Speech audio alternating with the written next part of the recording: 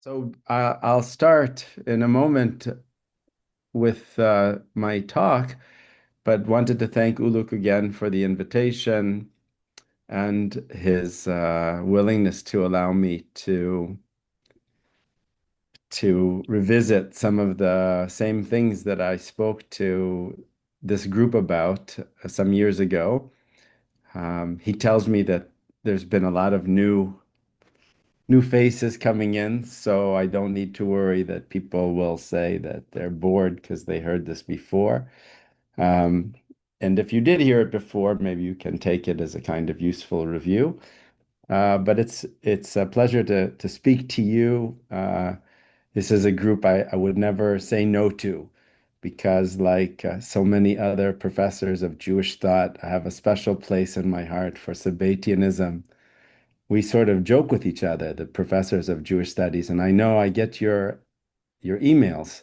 So I see my friends who speak to you, and I don't know, we all we're not as authentic as you are.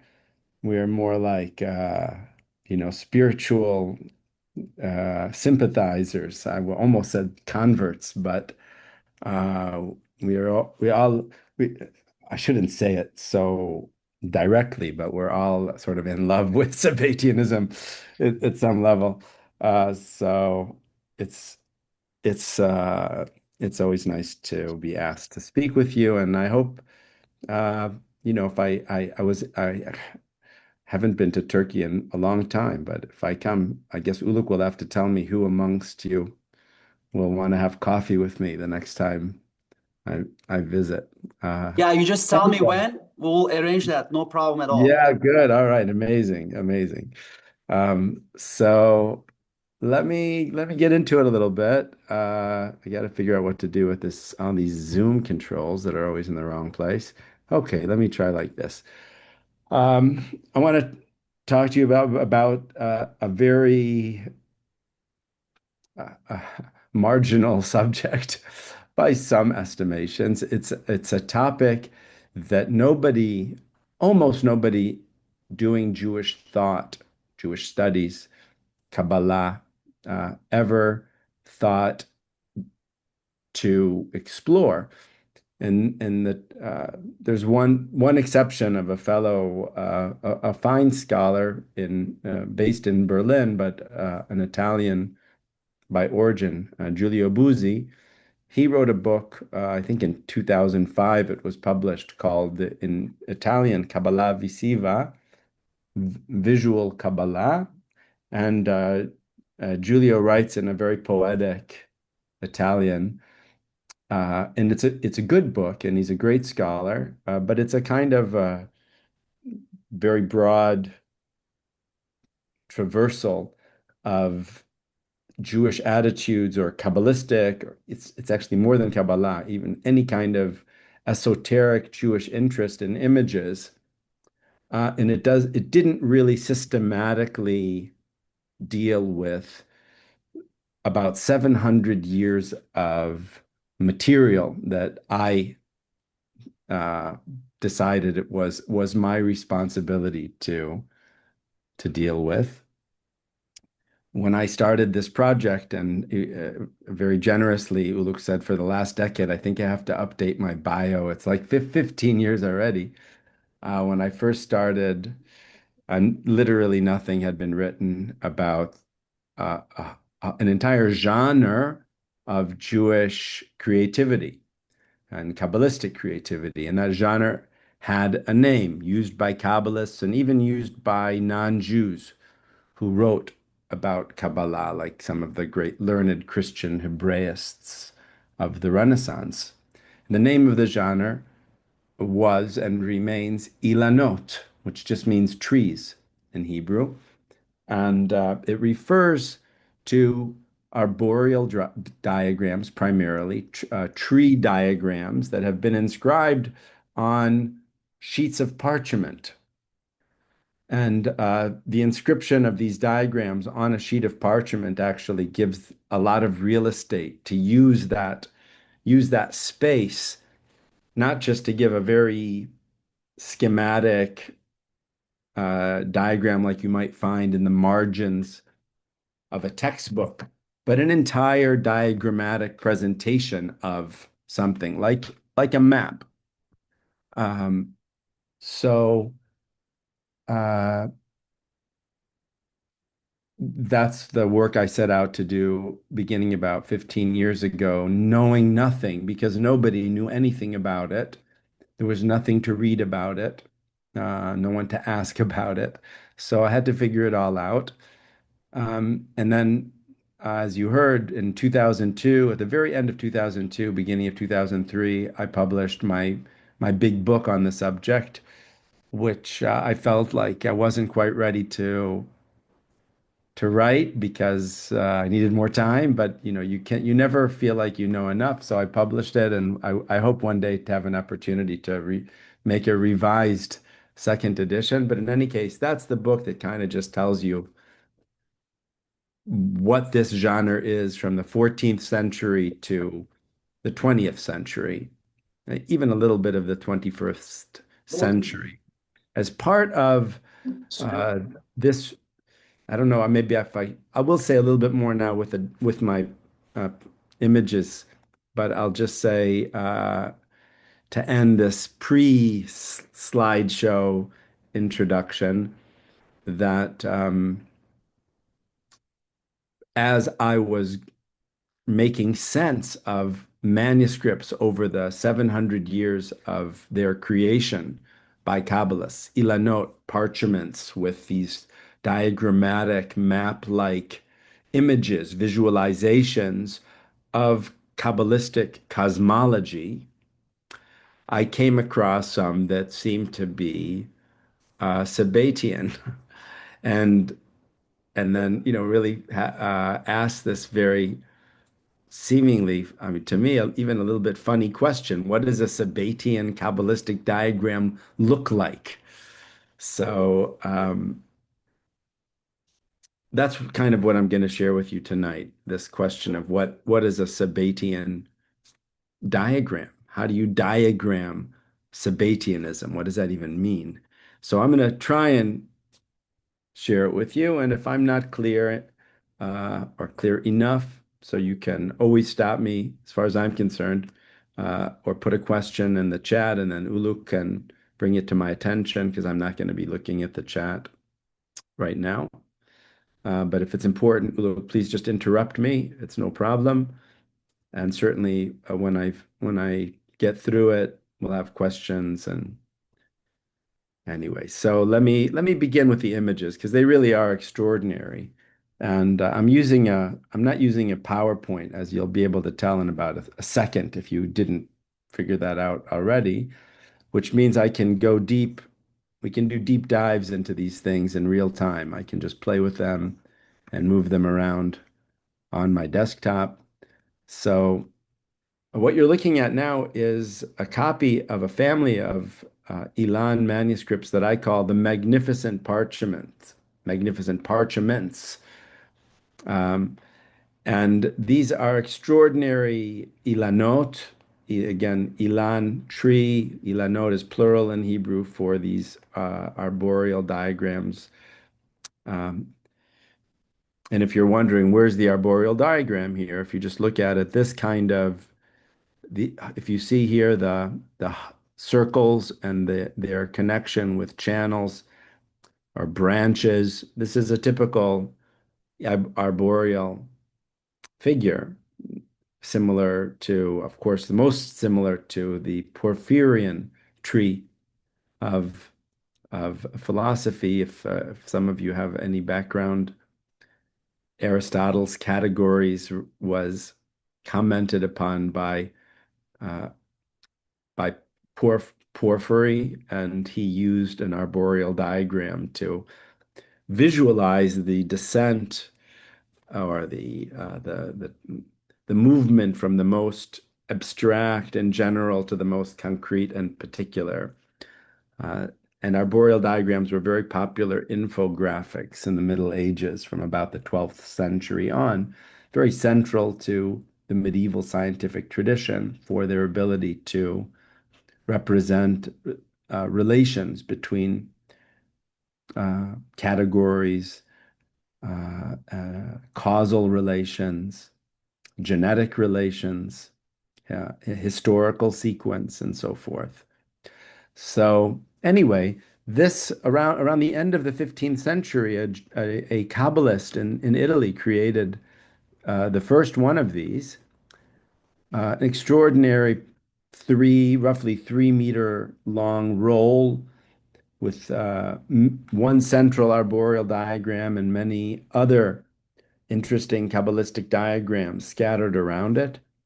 About 33,000 words of texts, creating an anthology of all of the Kabbalistic books that were on the shelf of an Italian Kabbalist around 1500. And this is a kind of the, I would say, the pinnacle of the classical era in Kabbalistic Ilanot. Just to say that this was a very established genre by the time, well, I'll get there, but by the time Nathan of Gaza came around, I'll have more to say about that in just a moment. But this is the genre. From the 14th century, we have much simpler ones. And then by the end of the 15th century and into the 16th century, we have these extraordinary ones. When we get into the era of Lurianic Kabbalah, I assume you've had so many speakers speaking to you about Kabbalah that I can address you with some confidence that you know what I'm talking about. Hold on, I got to get rid of these widgets. Okay. But what we're seeing now is the beginnings of the much more sophisticated diagrammatic approaches to Kabbalah that you find in Lurianic Kabbalah. Um, and as you know, with regard to the type of Kabbalah in which Nathan of Gaza was most expert, this type of Kabbalah is the Lurianic type of Kabbalah, named for the greatest teacher, perhaps, or at least right up there with Cordovero, the great teacher of Kabbalah in 16th century Tzfat, Safed, Isaac Luria, as mediated by his students, because he wrote very little. So here we have a copy of a work written by Chaim Vital, Luria's greatest disciple, most significant disciple in terms of his preservation and development of his teacher's ideas in written works. Um, and I think what I really want to say to you is that uh, this very sophisticated and complex approach to Kabbalistic diagramming is what was needed to visualize this very sophisticated, complex cosmology taught by Luria and disseminated and developed by Chaim Vital and some other students. And I think this is a quite extraordinary couple of pages in one of a number of works that Vital wrote in order to try and express the core concepts of Lurianic Kabbalah. And you see, on these facing pages, two approaches. The one on the left side, if you look, the inscription says, Tzemach, ציור זה כך היה, מצויר וכתוב מיד הרב, זיכרונו לברכה. Tzemach is Yaakov Tzemach, who was a converso, a Marrano physician who left Portugal and after being raised and educated as a Christian into his 30s, moved to Saloniki, and there became a student of the Jewish tradition, and within a miraculously short time became one of the very greatest rabbis of his generation, including being one of the great transmitters of the Lurianic tradition, which he took great pains to study. He also was involved in book preservation, so he rescued a number of manuscripts that Chaim Vital had consigned to the Geniza for burial, and they were in horrible conditions, even underground for decades before they were unearthed, and he restored them in Jerusalem in the middle of the 17th century. Okay, so he says this picture or drawing was drawn in this way in the handwriting, in the autograph or handwritten manuscript by Chaim Vital that I have copied it from. So this is, in other words, from this we learn not only Chaim Vital's diagram of the emanatory flow from the infinite Ein Sof to the realm of evil, the klipot here in the distant center from the outer edges of the circle. And whenever you have a circular Kabbalistic diagram, the outside of the circle is closer to infinity and higher, and the inside of the circle is farther away from infinity and therefore lower.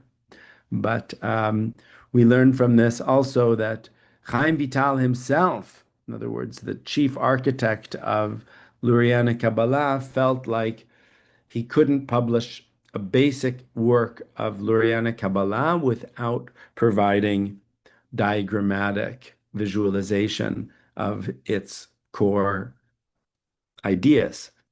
Tzemach, who's this incredible humanist genius rabbi, says, I drew this based on the same sources, but I feel like it's maybe a more effective diagram to communicate the ideas. So you have a real a conversation here and a real interest in using diagrammatic visualization to communicate the ideas of this Kabbalah to students, to readers.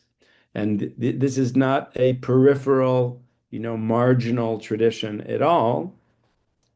Despite my joke from, my opening, it's nobody cared about it, but the Kabbalists thought it was very important. And so we're not talking about Kabbalah for dummies or some attempt made to make a childish picture of this Kabbalah, but Chaim Vital himself, who's Luria's student, and then Tzemach, who without whom I don't know we wouldn't really have Lurianic Kabbalah as we know it either, because he's so responsible for transmitting so much and preserving so much.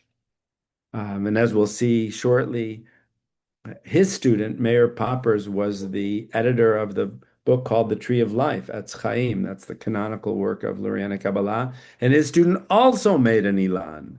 So this is just absolutely central to this form of Kabbalah. His student Poppers made an image, an entire Ilan, and this is a very old copy of it, but this is the head of the primordial atom, Adam Kadmon, that Poppers diagrammed for his students. And then the lower frames of the diagram show all of the developments that happen to the light that streams out from the openings on the face of Adam Kadmon, primordial Adam. And until it reaches the Jerusalem level of the highest world of emanation or Atzilut of the four worlds. In this example, actually, just immediately thereafter, somebody also copied out a diagrammatic presentation of the unfolding of the divine personae or partsufim of Lurianic Kabbalah that was innovated by our same Tzemach, who I spoke about on the previous slide. So again, these are the great exponents of Lurianic Kabbalah. They're sort of reinventing the genre, many times still using an arboreal diagram, as you see here quite clearly, um, and using the arboreal diagram to illustrate or visualize the interlocking structures that make up the Godhead. Maybe this is an opportune time to say that Sabbatai Zevi didn't like Lurianic Kabbalah, and he didn't like it for the very reasons that I'm saying to you now, like these structures, this complexity. Um, Sabbatai Zevi liked to learn Zohar, which is very lyrical and very poetic. And although there's no question that there are 10 sfirot in the background, providing some kind of matrix within which the Zoharic authors are riffing, jazzing, improvising, whatever, with their kabbalistic, literary, imaginative virtuosity. Um, but in any event, the Zohar isn't really a diagrammed book. Sabbatai Zevi's favorite Kabbalah book was not a diagrammatic book. It was more like what you probably know. I'm sure you know about Sabbatai Zevi. He loved poetry. He loved songs. He was a fine singer, we hear. I always thought that in the picture of him that I'll show you in a moment, that he looked a little bit like Rabbi Shlomo Carlebach, who was my own teacher for many years. I used to play in his band. We did concerts, a lot of concerts together. And when I saw that image of Sabbatai Zevi, I thought, oh, he looks just like Shlomo. Anyway, also Shlomo didn't like Kabbalistic diagrams very much. He would say they're like maps, and maps are for tourists. When you're at home, you don't need a map. So Shlomo and Sabbatai Zevi would have been good friends, I'm sure. But uh, but Sabbatai Zevi may not have liked these things and was no fan of Lurianic Kabbalah. He felt it was much too mechanistic and impersonal. And I'm sure you know about the secret of Sabbatai Zevi, his sort of holy divine secret. And maybe I'm not the an authorized person to say what is the secret, but to me, essentially, it means that it points to his very personal relationship with God, and it's very personal, and it's like I'm tempted to say it's like Buberian, but anyway, uh, it's not mechanistic. It's not objectivizing. And this is very objectivizing. This is like a subway map or an electrical grid or however you would like to make a metaphor to describe it. The thing about Sabbateanism is, well, one thing about it is that you have both Sabbatai Zevi and Nathan Ha'azati, Nathan of Gaza, and they're really different. Obviously, they somehow complemented each other and had a synergistic energy between them. But well, we'll see. I'm going to have to. I guess I'm going to have to start moving a little bit more efficiently here. But well, let's get into Sabbateanism, and you'll see a bit more about how complex this is. This was something I don't want to go on too long, but the um, the tradition of Ilanot is quite interesting, not only vis-a-vis Sabbateanism, but also vis-a-vis Christianity. And in other words, what I'm trying to say is that it has pretty open borders, so sometimes quite surprisingly open borders. And this is a Kabbalistic diagram that was innovated by a Christian named Knorr von Rosenroth.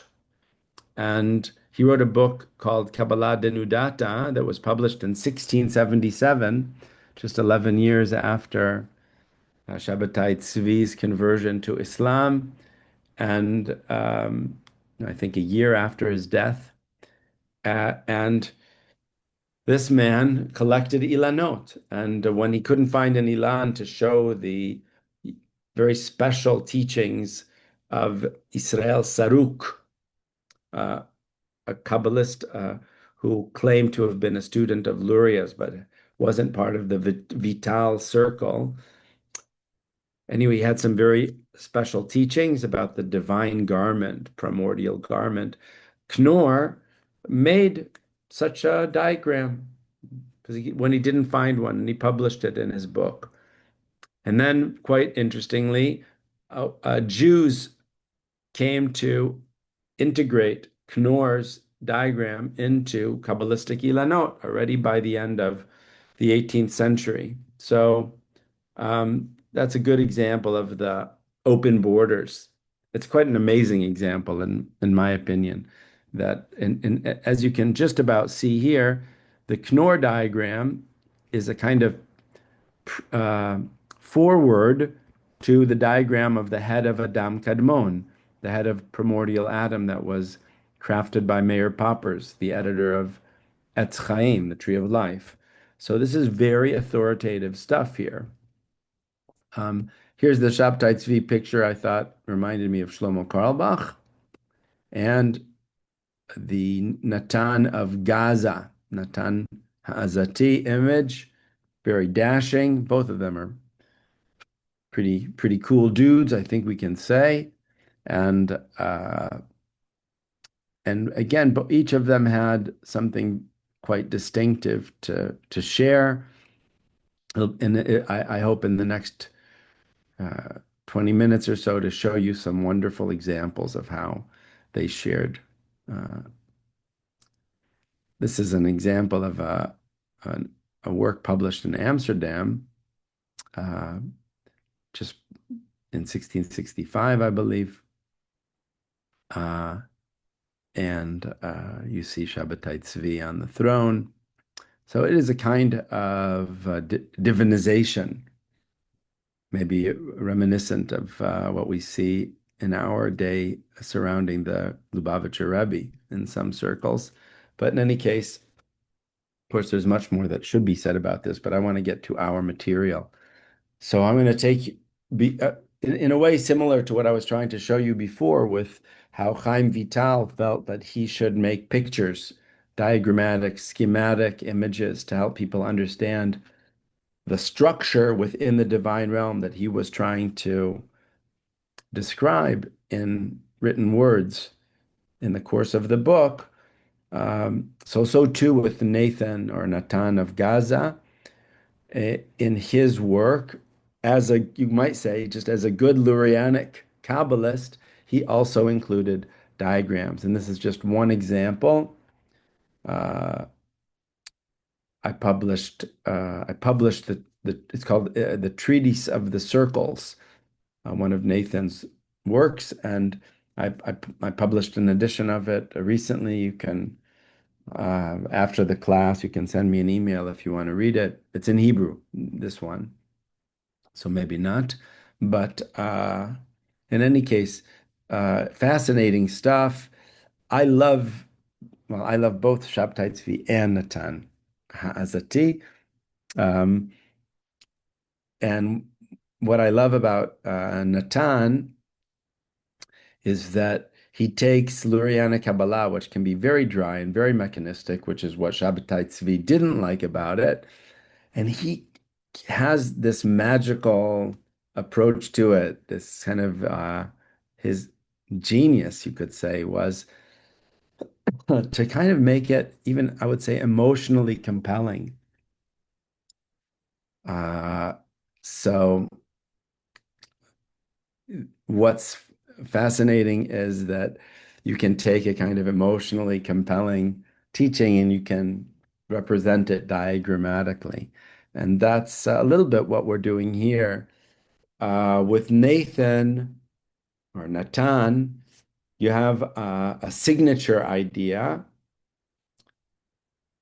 that has been written about by some scholars of Sabbateanism, which is that before anything ever happened and God was simply simple infinity, uh, well, at that point, God was simply simple in the philosophical sense, infinity. But but that can be described as light. God was light.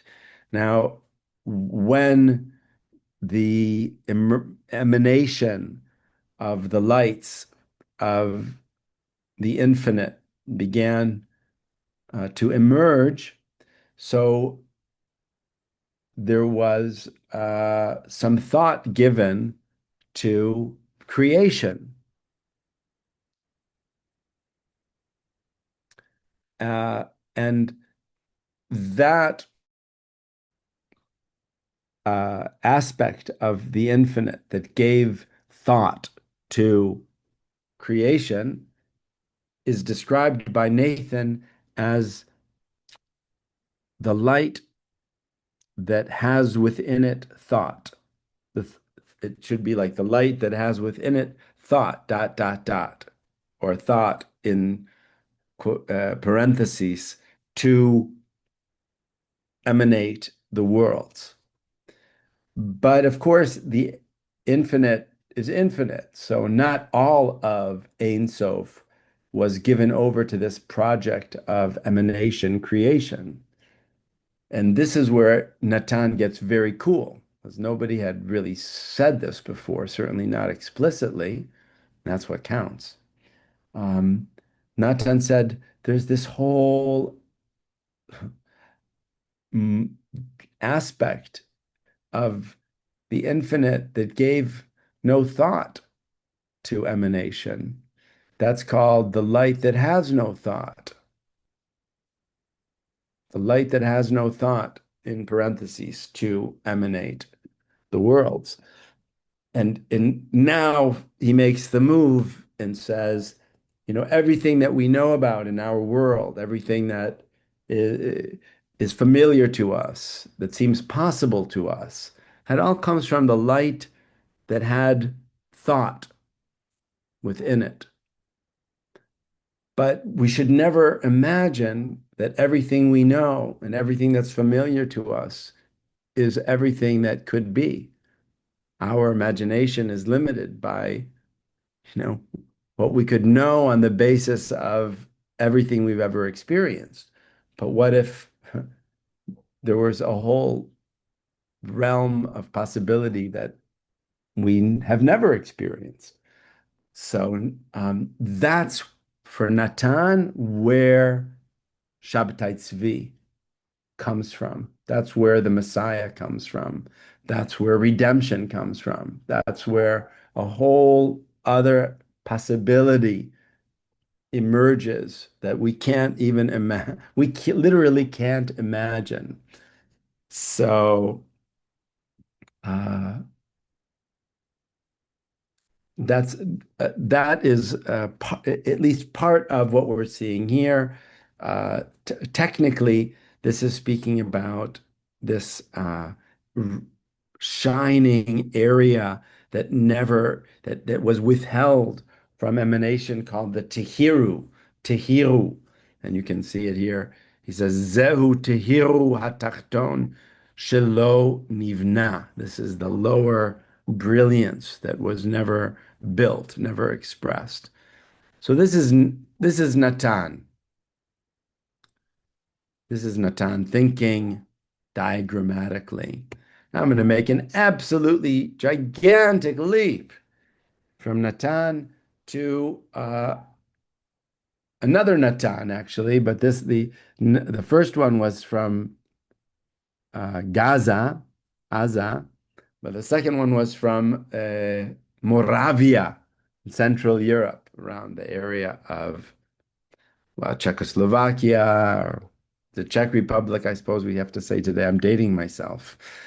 What you're seeing here is just a simply unbelievable Elan. Again, we're on that level of like 3 meters or so in length, and roughly a meter across. Let me see if I have yeah, roughly a little over 3 meters long and a little less than a meter across. In any case, this is in Munich. Uh, an ex and it's called the Ilan of Adam Kadmon, of the tree of the primordial Adam. Um, and some of it, well, quite a bit of it as we go through the, whoa, I didn't mean to do that. I was wondering if I could use my mouse to help me with this scrolling a little bit. In any case, as we kind of traverse this, it's possible to identify various influences and sources used by Hammerschlag, who completed this in the year 1691. 1691. Um, so Hammerschlag was familiar with the Ilanot that had been produced by all the people you've just met, Tzemach, and I didn't speak about Zacuto, but I could have, and Chaim Vital, of course, himself, um, and Poppers, first and foremost, Mayor Poppers, the editor of Etz Chaim, with the head of Adam Kadmon. This is Hammerschlag's head of Adam Kadmon. And you can see it has very anthropomorphic features, eyes, nose, mustache, a little bit like Natan's mustache, but it's really just it's a Habsburg mustache. I don't know if you folks more identify with the Turks who just about took Vienna, or if you have appreciation for the Habsburgs. But this is you'll see in a moment a Habsburg Adam Kadmon with the ears and the mouth and even a tongue here. I could show you the rest of his body. Um, what seems Adam Kadmon in the Lurianic tradition of Poppers always has a crown, but this crown is actually the triple crown of the Habsburg emperors, beginning with Rudolph II of Prague. I believe it's now in the Schatzkammerie. That's what it's called, if I'm not mistaken, in Vienna. Um, and this is an extraordinary Elan. When I first discovered it, I wondered like, what Kabbalist had the audacity, that the nerve to make this kind of an image in 1691. As I began reading more and more, I did see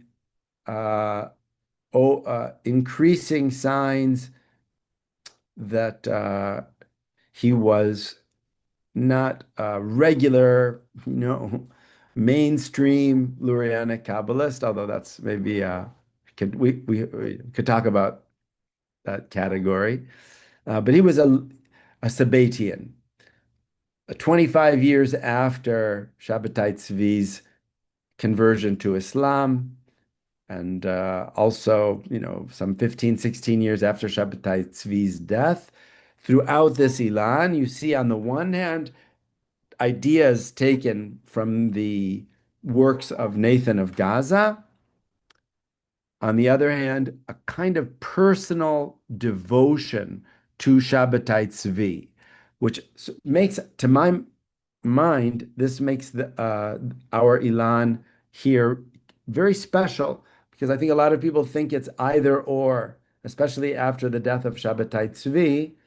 Either you kind of just accept, you may, if you're gonna take something from Sabbateanism, from it, that those first generation figures, Sabbatai Zevi and Nathan of Gaza, do you take the Lurianic Kabbalah of Nathan of Gaza and just say, I'm going to take the cool insights from it and not really make it so much about Sabbatai Zevi?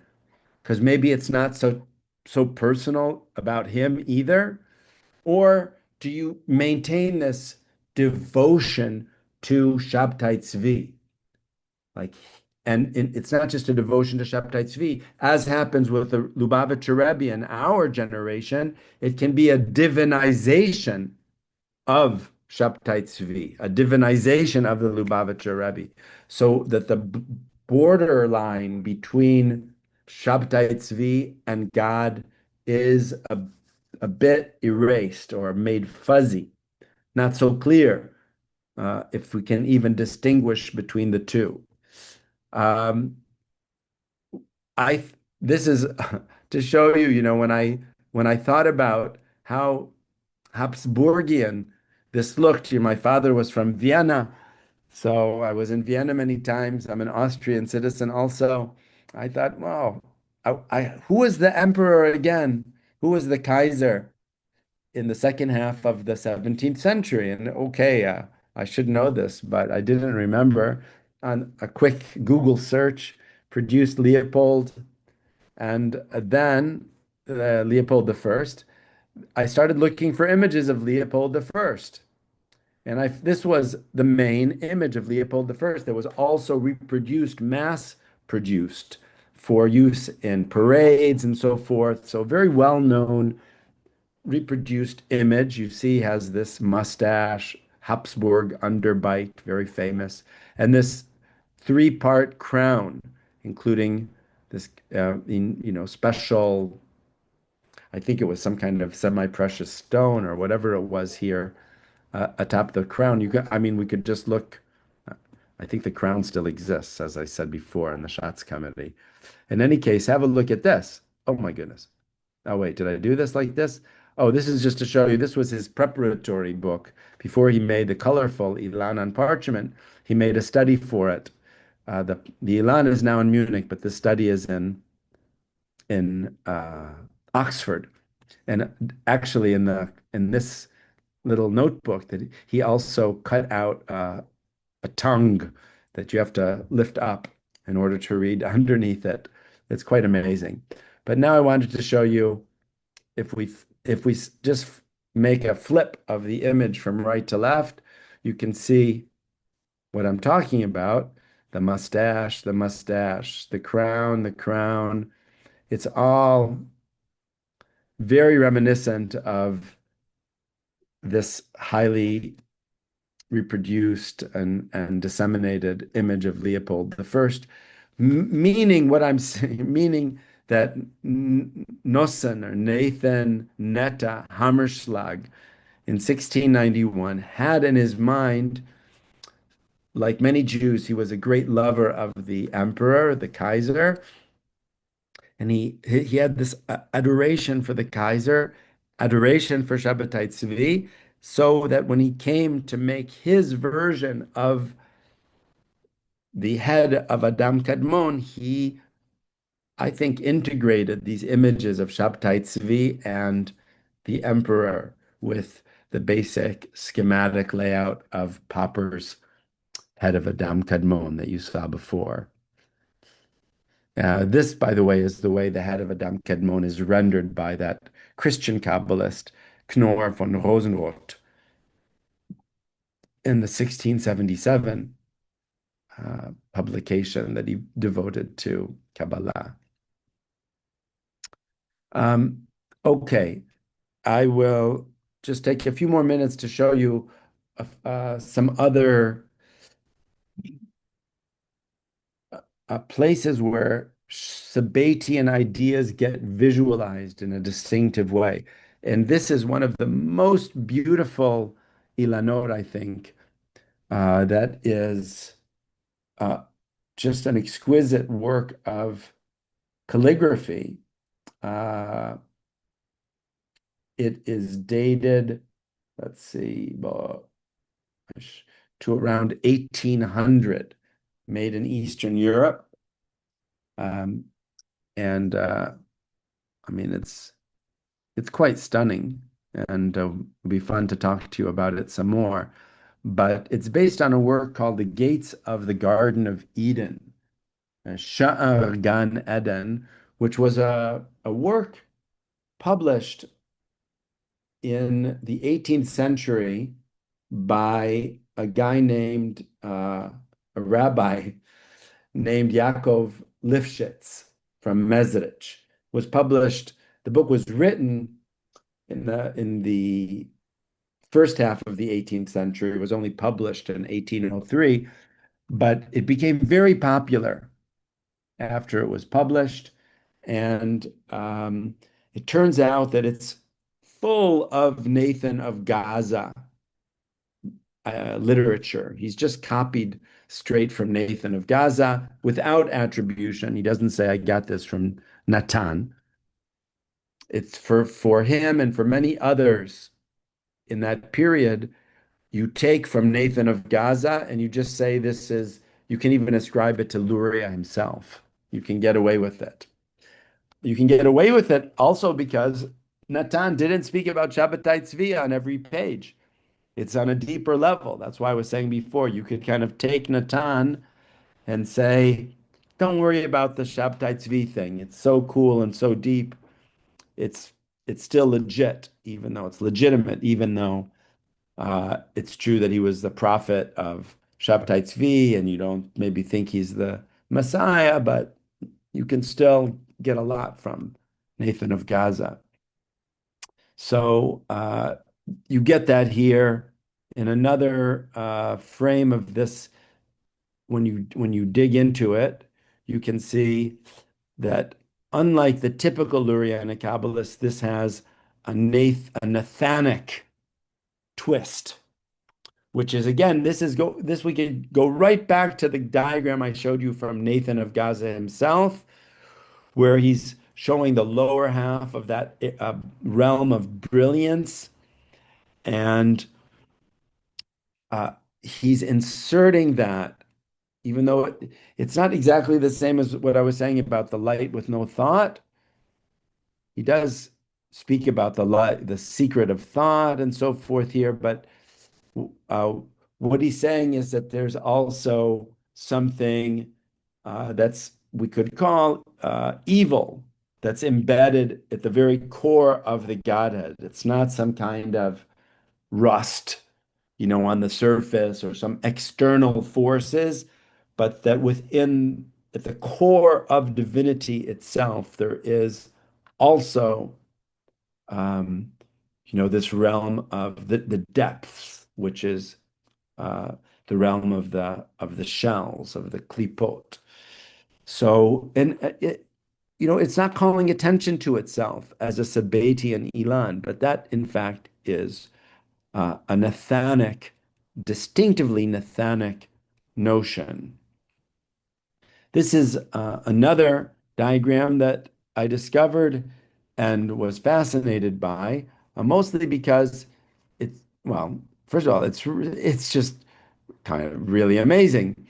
In Lurianic Kabbalah, you have diagrams that are circular diagrams and arboreal diagrams, and these are two different models of the structure of the cosmos that in the very beginning of the very first introduction to Lurianic cosmogony or cosmology, Vital says some people say arboreal, or he calls it straight because it's linear. Some people say linear emanation, some people say circular emanation. It's not a contradiction because it's actually both.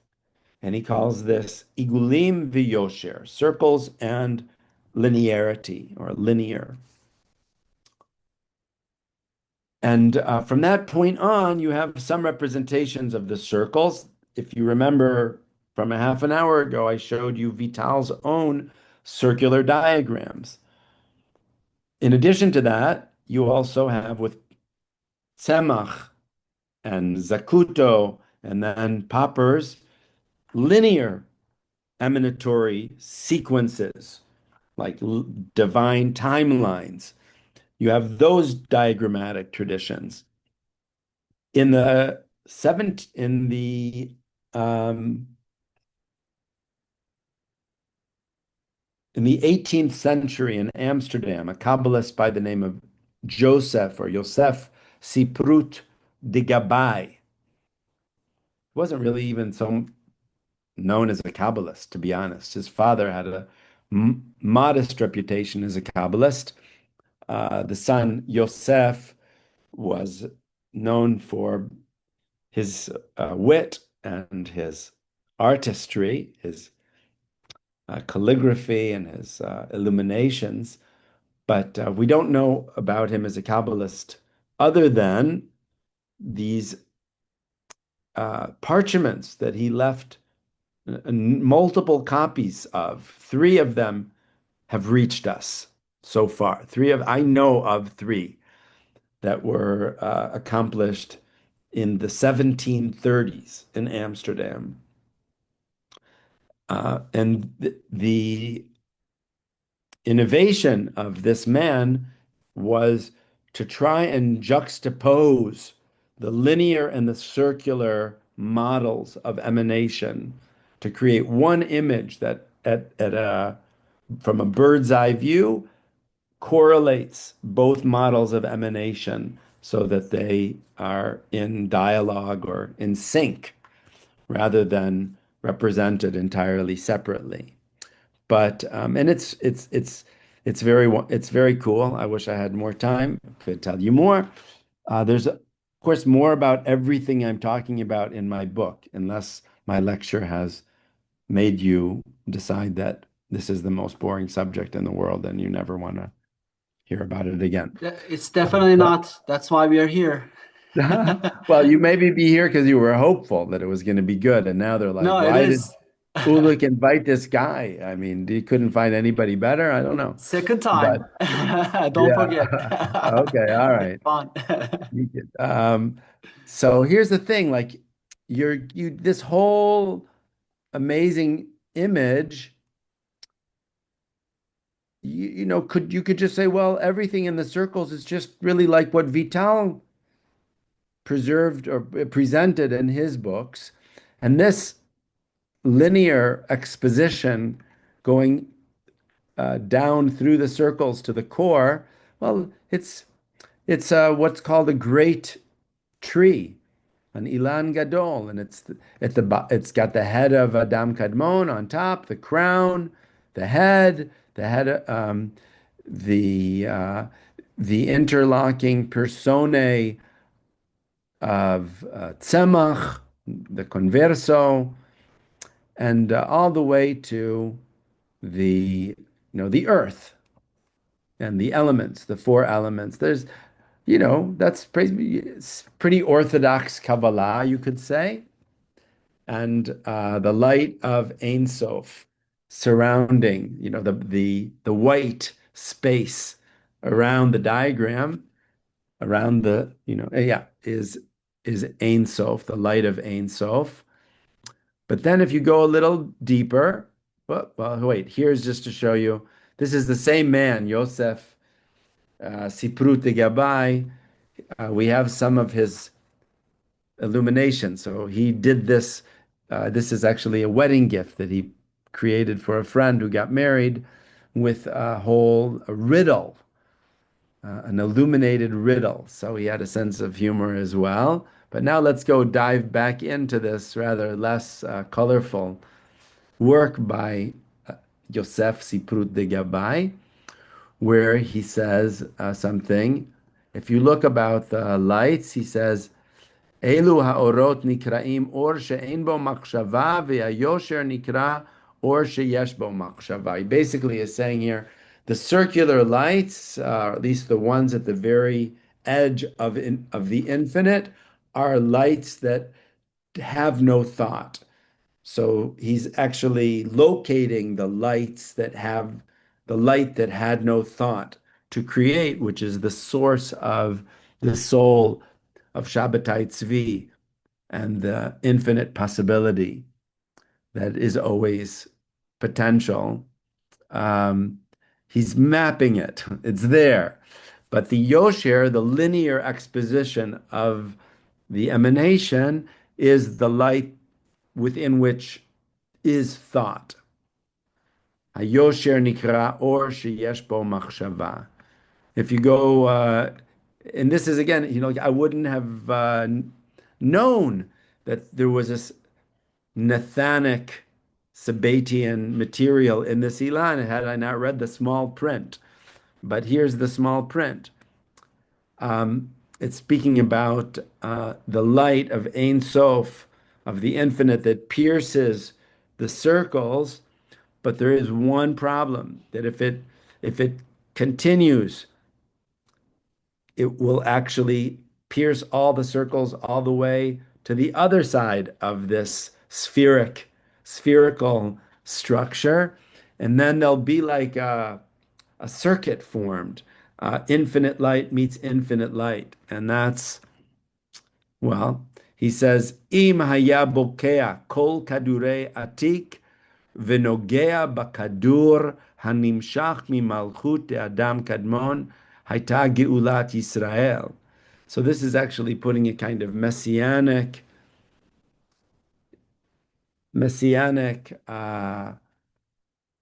spin on this kind of primordial, it's almost a kind of threat that if the light pierces all of the spheres and connects with the lowest level of Adam Kadmon. So this kind of light circuit is formed, which will bring with it the redemption of Israel. This is also a kind of Nathanic teaching. I will not get more into it now, but uh, as you could read in my book, or the teachings, these kind of teachings were probably known to Yosef Sipruta Gabbai because of his involvement uh, already now 50, 60 years after Sabbatai Zevi's conversion to Islam. He's in Amsterdam and he is a close student of rabbis who are very sympathetic to, at least to Nathanic Sabbateanism. I'm going to stop here. This is where I show you my book that has quite a bit more than I've shared with you so far today about Sabbateanism and Sabbatean diagrams. And I want to offer you also the opportunity to get it at a discount. It's a very large book, hundreds of pages, and beautiful heavyweight paper, and over 250 color images, including gatefolds, fold-out pages of the Ilanot. So it's not cheap, but it's actually not so expensive. Once you hold it in your hands, you'll understand why it's not a $10 book and why there's no ebook option. It's more like a coffee table book. So you can use these discount codes and you'll get them by email or WhatsApp shortly. Let me just take this back home, and then I suppose I can.